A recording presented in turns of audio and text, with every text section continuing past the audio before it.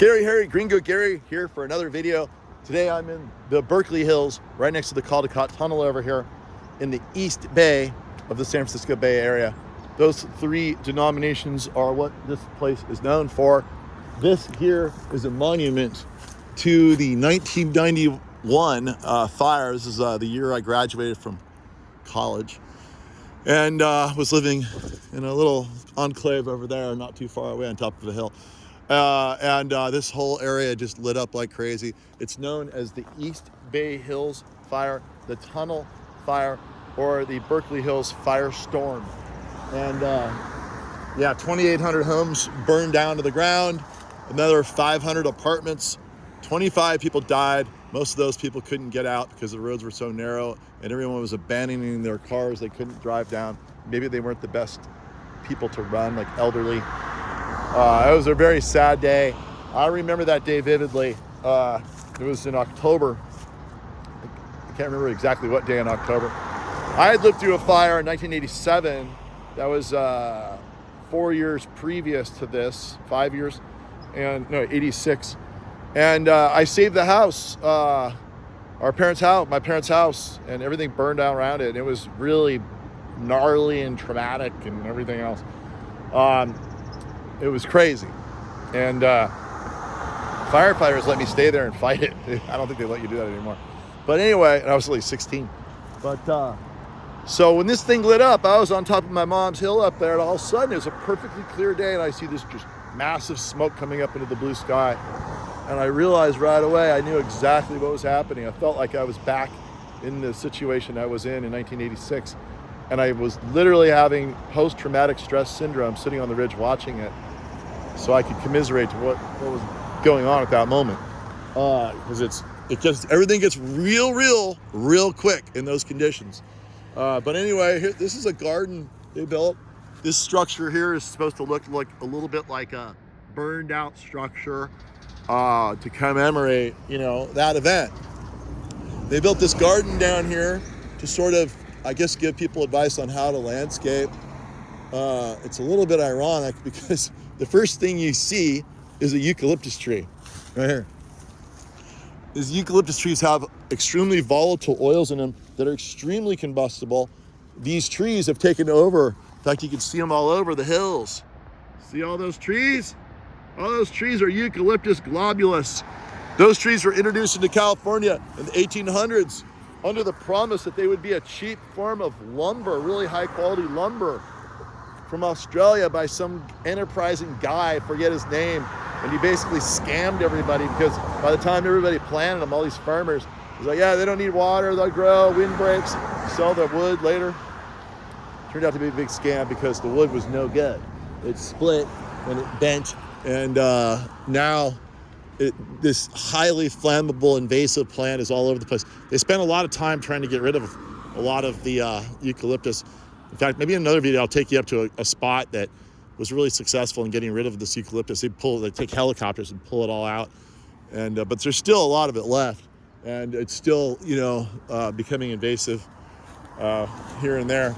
But this is probably the last thing you want if you want a fire-safe garden is eucalyptus. So I'm not sure why that is here. It might have been a volunteer. But anyway, we got all kinds of cool plants here, lots of succulents. It's also these grasses. Look at all this. That's highly flammable in here. So and none of it's cut back or anything. So the fire monument itself is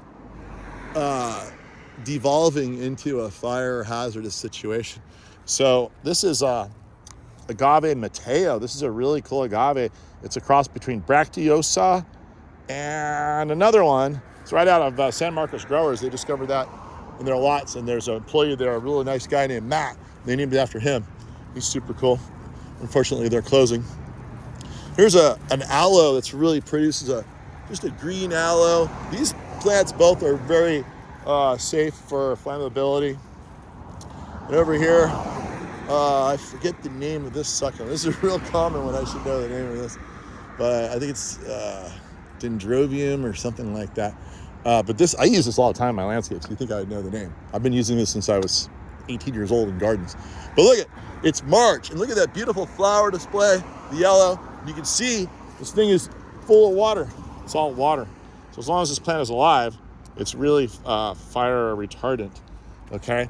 Now, something that, I don't know if they put this in here or not, this is a fantastic plant. Beautiful plant called Pride of Madeira right here. Usually they're big solid flower spikes. This one here is sort of a mutant. But a friend of mine used to come over to my house. We used to have these in our backyard, and he was like, dude, check out these buds, man. Look at those. Those are fat buds. Look at those buds. I'm like, I guess they look like buds. But yeah, anyway. Pride of Madeira, it's called Echium fastuosum. It's semi-invasive. It's a beautiful plant, but it grows up, and then it is pretty fire hazardous even when it's alive. This one's about to bloom heavy. But when it dies, it's the most fire hazardous thing there is. So you can see here, they've left a dead one in here. I wouldn't have introduced this into this garden personally, because I know exactly what it does. It gets big, and then it dies, and then it just leaves all this dead material to burn. All right, the other thing that's going on here, look at these beautiful aloes up here. Aren't those pretty? Those are gorgeous. I'm not sure which aloes those are, truthfully. They look a little bit like dichotoma, but I don't think those are dichotoma. They're interesting. That's very cool. There's also coyote brush. That's the native plant here. This plant's highly flammable, and so it's encroaching upon the garden. I see a big chunk of it right up there, and that's no bueno. And you can see all the echium growing next to it. That's a fire hazardous little spot right there. What else do we see in this garden? Here's more aloe. This is aloe arborescens. This is a great plant. This is a fire resistant plant right here. And then what's cool about this garden too now is it's very, it's completely drought tolerant, and no one is taking care of it. So, you know, you can abandon it. There's all these plants and they'll do fine. There's some gladiolas on the ground. That's kind of pretty. They'll start blooming soon. Looks like they can handle no water situations. But let's go up into here and just evaluate the structure. So they've got it elevated with concrete pilings, but again, you have this totally unprotected substructure of wood, which is highly flammable. If it were me, I would have poured all this in concrete beams or steel beams, and then a concrete deck on top of it, just like they build the freeways, you know, because this is highly flammable under here. The fire gets underneath and just comes up and just so it's kind of ironic they did it this way, but maybe they just didn't have enough money. The other thing that's ironic is the last thing you want to do under your deck is leave a bunch of flammable wood. That's no bueno. Looks like they've got some of that here. I don't know. I shouldn't critique. I'm just pulling out the ironies a little bit. Here's a cool. Looks like they used to have a water feature here. Problem with most of these water features over time, people stop maintaining them and they just kind of don't really operate. So this water feature is sort of buried in the landscape. I probably would have put this out in a more prominent spot. Even when they stop operating, they're still kind of fun. But I've never actually been up here. There's another aloe. It's pretty cool. I'm not sure which one this is. That's kind of a neat one. It's got kind of a yellow coloration there. It's like you've got a bunch of aeoniums in here. I see 3 types. 1 and 2 and 3 right up in there. So that's kind of fun. But it's kind of a cool garden anyway. I shouldn't critique it so much.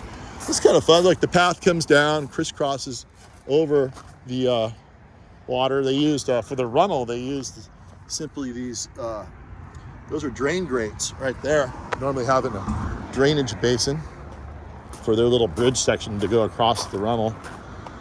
And at my house, I just left a slot. You just have to walk across it, but it's much more narrow, so you can't fall into it. But beautiful white granite up here. The main trees they used were olive trees. It gives sort of a Mediterranean feel to it, like you're in Greece, like you're in the middle of a olive orchard in the Mediterranean somewhere. We have a bit of Spanish lavender, also from that part of the world. Stuff is great. You know, you can, if you have no deodorant and you're about to go somewhere, just rub this all over your body. And people will be like, oh, I love your perfume. And they won't notice how bad you smell. So, one of my tricks. Here's the Gateway Emergency Exhibit Center. That's what they call it. Yeah. But over here, it's like we have some sort of symbolism. It looks to me like it's a giant basalt column in this big circle. And it's almost like maybe those are the fallen people who died, and like a tribute to them. It's kind of cool.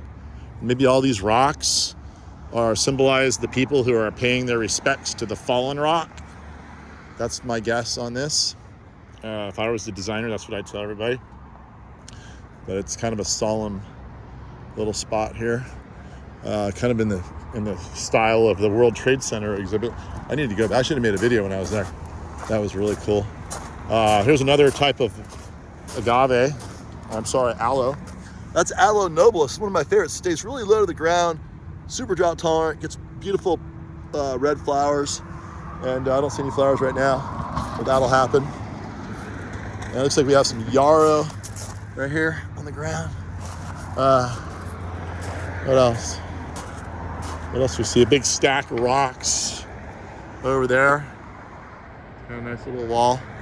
There are some invasive plants coming up here. It's hard to, everyone's real excited about building these gardens. No one's excited about maintaining them. And it's kind of true with my own garden. I can't really, can't. That's too bad. That's just the way it is. Here's a wild toyon right here. This is the plant that made the Hollywood Hills famous. This is Hollywood. It's a chaparral plant. It looks like there's a little bit of ginger growing up there, which is surprising because normally that would require water. I wonder if they're watering this garden. There is irrigation in here, but I'd be surprised if they're really watering. This irrigation head's just useless because it's getting blocked by all this vegetation. It needs to get raised up. Here we have Euryops. This is from South Africa. It's a really good Mediterranean plant. Problem is, a lot of these Mediterranean plants, they're drought tolerant. They're also very fire hazardous. This plant, as it grows up, it produces dead wood underneath it. And then that dead wood becomes fire hazardous. But you can cut these things all the way to the ground and start over. That's a good way of getting rid of the biomass and reducing the biomass for fire hazard.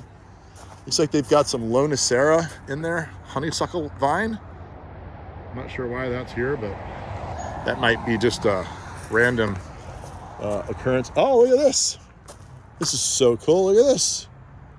Look, you could just hang out. This took some effort to build this garden. Can't believe I haven't been to this garden ever, like in it. I've driven by it. No, everybody drives by. Nobody comes into it. I bet all the people who live in this neighborhood have never been to this garden. But you can come here and hang out with all your homies, bring a bottle of wine, watch the fog roll in.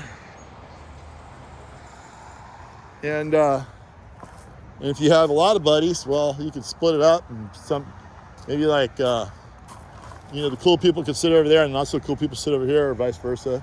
There's even more spots up there. Let's go check it out. Or, just invite the cool people. So, what else do we have here? Pathway is getting a little bit washed down. Looks like people are walking through here, pushing all the mulch onto what used to be clean gravel. This is an interesting thing. Oh, this is like a freaky olive. Look at this. This is like a crazy olive variant with crazy little leaves. That's an olive tree. I mean, look at the difference. Look. There's your typical olive. Look at this freaky one. I wonder if that was intentional, or if that's just a seedling and it's a unique variety that someone should come up and patent. I mean, look at that. I'm certain it's an olive. I'm 90% certain. Anyway, moving right along. You got another one of these beautiful little enclaves to hang out in. Here's kind of a cool view of the structure from here. Zoom in a little for you.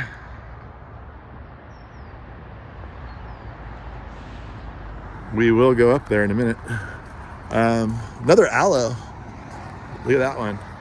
Shining backlit.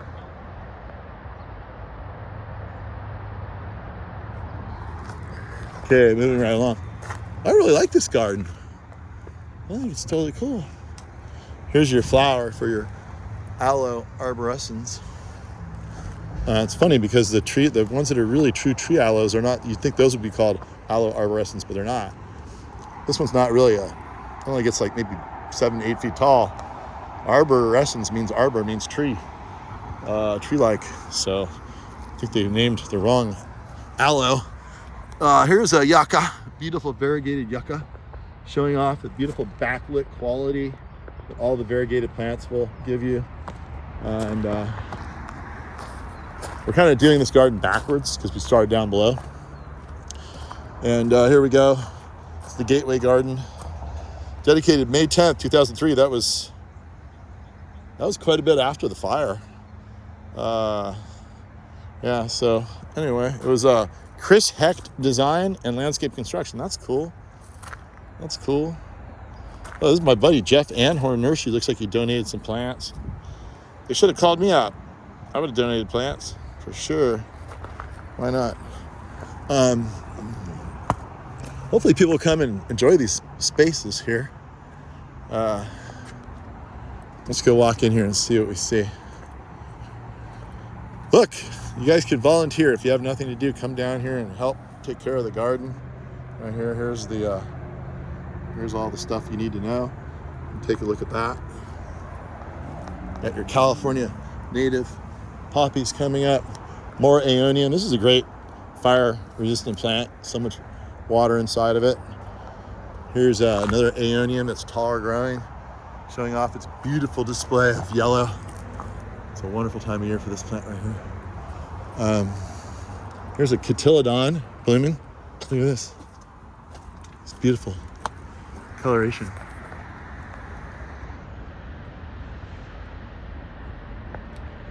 Got your English lavender right behind it. You can use that too. Look, you ride your bike by here and stop for a while, hang out. Looks like the water fountains work. That's great. They sure do. Okay, you've got your arch right here. Nice arch. This is the Gateway Emergency Preparedness Exhibit Center. Well, these are all the people that helped. I'm not sure why this can is here. I'm not sure it's locked down. Not sure why that is here. But looks a bit incongruous. This is cool. This is a great spot. Look, somebody brought their couch up here. Look at that, here it is. That was a bad day. Bad day. Lasted for about 3 days before they put it out.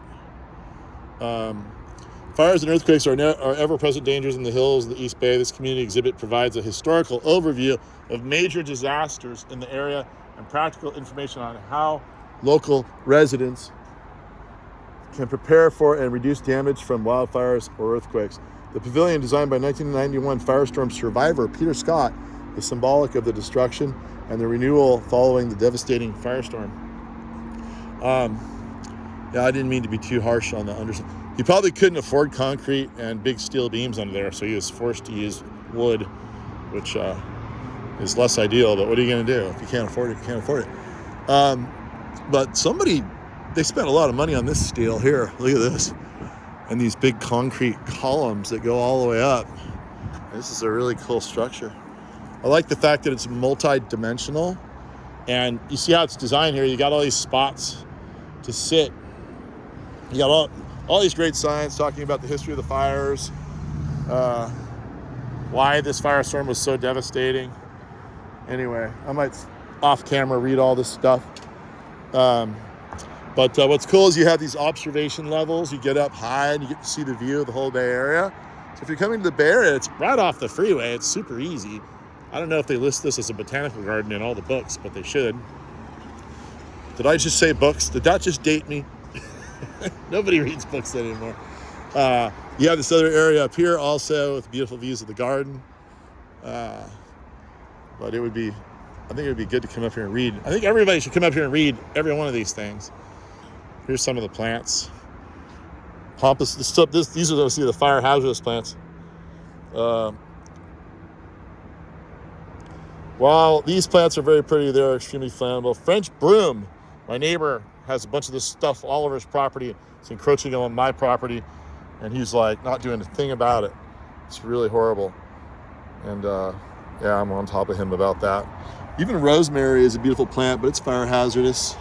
Juniper is extremely hazardous. Here's the pampas grass. No, that's pretty bad. Here's the plants they recommend. Thing is that everything is flammable. Once these plants lose their moisture, which is what a firestorm will do, it'll suck the moisture out of everything, and eventually it'll get to critical mass and it will ignite. So all you're trying to do is get yourself as unflammable plants as possible. Here they've trimmed the trees up to get the canopy up off the floor. That helps, because if you have a low riding fire, maybe it'll pass these trees and not get up in the canopy. That's the idea. Extremely windy conditions, like the kind we had down in LA recently, everything would burn. It would just go right into the canopy, whether you raise the canopy or not. But this, for a low level fire, typical fires, this is a really good thing to do, trim your trees up. But lastly, the cool thing about this design here is that they made an amphitheater here, so people could sit on these steps and someone can lecture and talk right here with the beautiful backdrop of the bay, with the views being blocked by no less than eucalyptus. The irony. Talking about fire preparedness and safety right here with a backdrop of the most flammable fire conducting plant there is. But what are you going to do? I don't know. California's meant to burn, and that's just the way it is. We just have to hope it doesn't burn, but we don't want it to burn, but it will always burn. And that's pretty much the end of the story. Come on up to the fire preparedness garden here. It's really cool. Check it out. And I am out of here.